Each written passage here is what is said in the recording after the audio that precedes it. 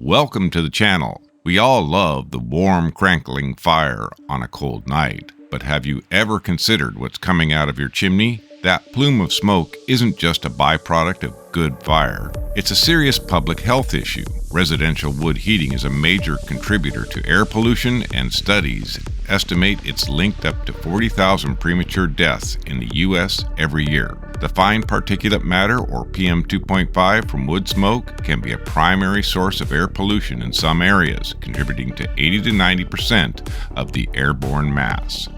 The good news is that the United States Environmental Protection Agency is taking action under the Inflation Reduction Act. The EPA has provided an $8.8 million grant to the Northeast states for Coordinated Air Use Management, or NESCOM, and a consortium of air pollution control agencies. The goal is to fund independent testing of wood heaters available in stores to create an emission hierarchy. This means they will rank appliances from best to worst performance based on their particulate emissions.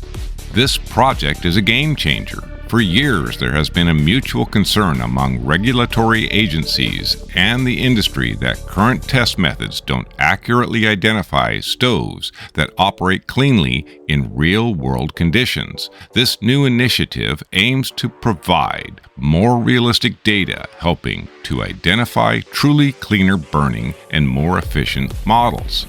The information gathered will be used to inform important programs like the wood stove changeout programs, which help people replace older, dirtier stoves with newer, more efficient ones. The data will be made publicly available on a website, allowing consumers to easily identify the top-performing appliances. This transparency will empower communities to make informed decisions about their home heating, leading to better air quality for everyone.